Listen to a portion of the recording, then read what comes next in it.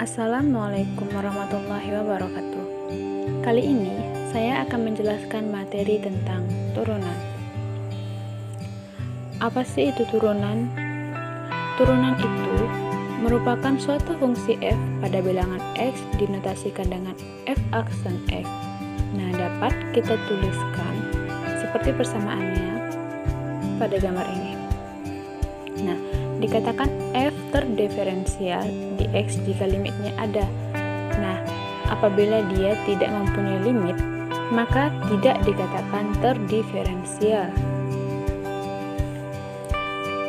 Sekarang kita masuk ke fungsi terdiferensialkan.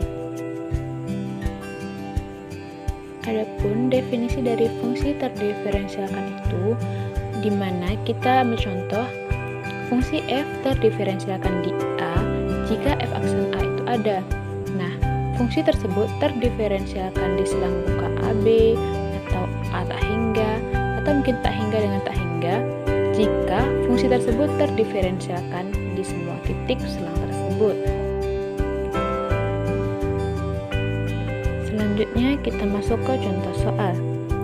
Tentukan turunan pertama dari fungsi fx sama dengan x pangkat 3 dikurang 2x kuadrat ditambah dengan 3x, yaitu pembahasannya f aksennya didapatkan hasil seperti ini. Nah, di mana setiap pangkat itu dikali dengan variabel yang ada di depan. Nah, setelah dikali, masing-masing dari pangkat itu dikurangi dengan 1. X pangkat 3 dikurang 1, X pangkat 2 dikurang 1, dan X-nya dikurang 1. Sehingga kita dapatkan hasil seperti ini. 3 dikali 1 dikali X pangkat 3 dikurang 1 dikurang 2 dikali 2 X pangkat 2 dikurang 1 ditambah 1 kali 3 dikali X 1 dikurang 1. Nah, jadi turunan pertama dari fungsi fx, x pangkat 3 dikurang 2x pangkat 2 ditambah 3x, yaitu seperti ini.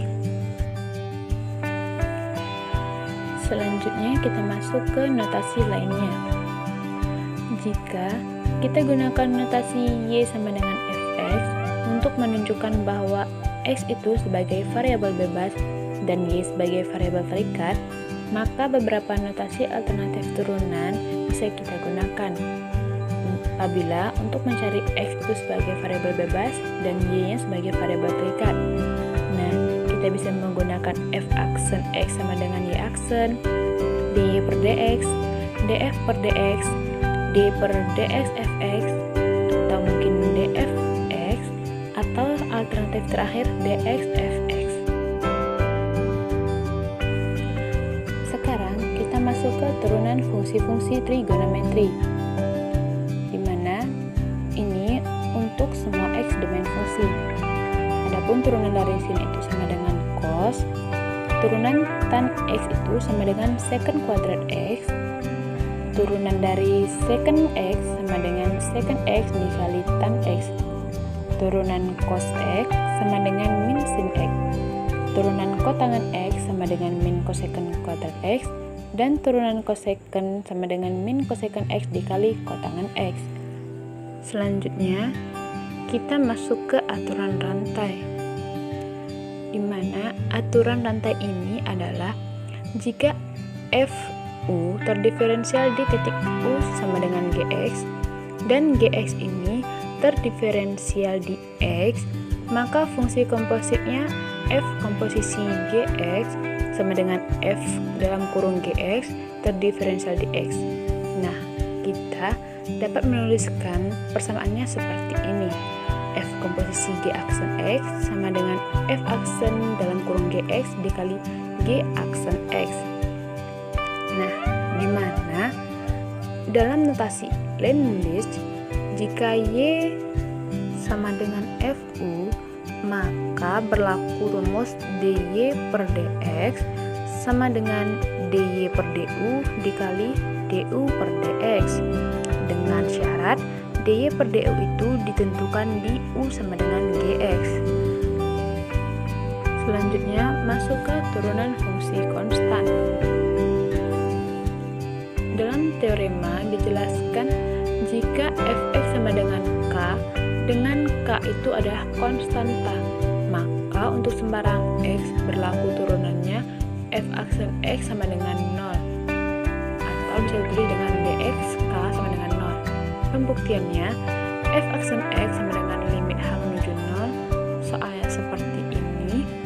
Nah, di sini kita temui K dikurang K per H, di mana dalam teorema tadi dikatakan apabila ada konstanta maka berlaku fk-nya itu sama dengan 0. Maka di sini kita dapatkan limitnya itu sama dengan 0. Selanjutnya masuk ke turunan pangkat.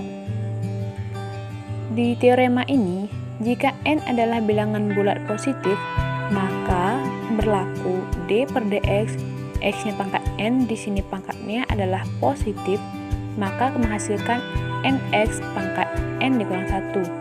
Nah, di mana pangkat yang positif ini dikalikan dengan angka di depan variabel, maka didapatkan seperti ini. Teorema ini juga berlaku untuk n bilangan bulat negatif. Bedanya, di sini pangkatnya menjadi negatif dan hasil yang dikalikan dengan di depan variabel juga negatif. Selanjutnya masuk ke turunan pangkat bilangan bulat positif. Di sini, di dalam pembuktian ini, jika n-nya adalah bilangan bulat positif dan lebih dari 1, maka dengan menggunakan ekspansi binomial kita dapat memperoleh di soal ini x-nya kita umpamakan n-nya itu lebih dari 1. Maka ditulis rumus seperti ini. Yang angka 1 ditulis seperti biasa mengikuti rumus. Apabila pangkatnya sudah menjadi 2 ke atas, maka ditulis seperti ini. Dia dibuat per pangkatnya tersebut, maka itu semua akan didapatkan hasil seperti ini. Selanjutnya masuk ke aturan perkalian konstanta. Di dalam teorema ini, jika K adalah suatu konstanta dan F adalah fungsi yang terdiferensialkan, maka dapat ditulis persamaan dx di dalam kurung K dikali fx sama dengan K dx, atau bisa disebut dengan K turunan dari fx sama dengan Kf aksen x. Nah, pembuktiannya kita misalkan fx ini sama dengan K dikali fx, maka dapat kita tuliskan f aksen x-nya sama dengan limit H menuju 0. Nah, ingat, di sini diterterakan limit karena apabila tidak memiliki limit maka tidak terdiferensial. Dan selanjut soalnya, fx ditambah h dikurang fx per h sama dengan limit h menuju 0 k dikali fx. Kita masukkan nilai daripada soal fx yang tadi. Kita masukkan k dikali fx, nilai x-nya itu x ditambah h dikurang k dikali fx. Kita masukkan angka yang ada di soal sebelumnya. Jangan lupa per h sama dengan limit h menuju 0. Di sini k yang sebelumnya diletakkan di sesudah limit. Setelah itu fx ditambah h dikurang fx per h seperti biasa. Selanjutnya sama dengan k limit h menuju 0. Di sini k-nya diletakkan di belakang limit. Dan sesudah soalnya akan tetap berikut. Selesai dioperasikan, maka didapatkan hasil k dikali f aksen x. Masuk ke aturan penjumlahan dan pengurangan. Di dalam teorema ini, jika f dan g fungsi yang terdiferensialkan, maka berlaku persamaan dx atau turunan fx ditambah gx sama dengan dx fx ditambah dx gx. Untuk yang kurang sama juga dx fx dikurang gx sama dengan dx fx dikurang dx gx. Untuk pembuktian kita misalkan fx sama dengan fx ditambah gx.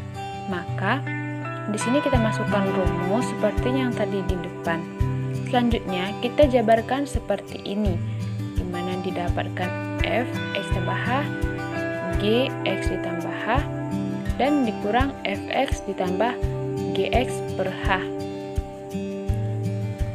Dimana setelah ini semua dioperasikan, kita dapatkan nilai limitnya H menuju 0, F dalam kurung X ditambah H dikurang Fx per H ditambah Gx tambah H dikurang Gx per H. Maka didapatkan hasil seperti ini. Dan hasil akhirnya adalah D per dx Fx ditambah D per dx Gx. Aturan pengurangan ini dapat dibuktikan dengan cara yang masuk ke contoh soal. Carilah turunan dari 5x pangkat 2 ditambah 7x dikurang 6. Pembuktiannya, kita buat dx dalam kurung 5x kuadrat ditambah 7x dikurang 6. Di sini, yang mananya memiliki variabel, kita satukan dahulu dx 5x pangkat 2 ditambah 7x dan dikurang dengan dx yang 6 tidak memiliki variabel. Selanjutnya, kita turunkan satu-satu variabel dx 5x pangkat 2 ditambah dx 7x dan dikurang dx 6. Nah, setelah itu, angka yang di depan variabel kita letakkan di belakang daripada dx. Nah, seperti 5dx, x pangkat 2 ditambah 7dx dikali x dikurang dx dikali 6. Kita dapatkan hasil 5 dikali 2x ditambah 7 dikali 1 dikurang 0 sama dengan 10x ditambah 7. Masuk ke aturan perkalian. Di teorema ini, jika f dan g fungsi yang terdiferensialkan, maka berlaku persamaan f dikali g aksen x sama dengan fx g aksen x ditambah gx f aksen x, atau ditulis dx fx dikali gx sama dengan fx dx dikali gx ditambah gx dx fx.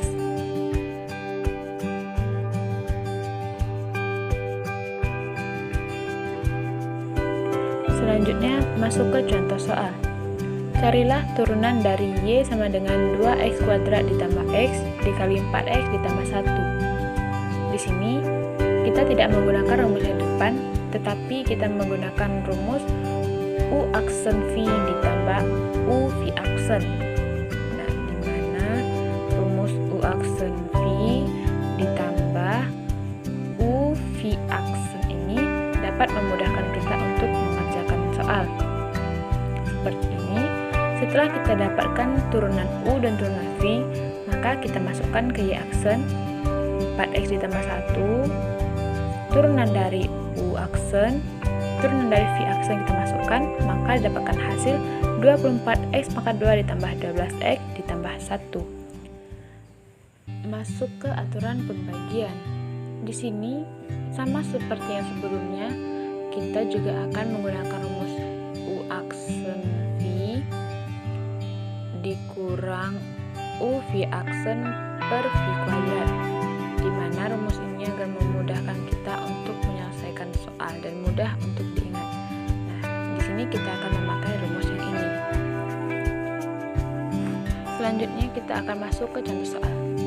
Jika fx sama dengan x kuadrat ditambah 1 per x dikurang 1, carilah turunan f aksen x.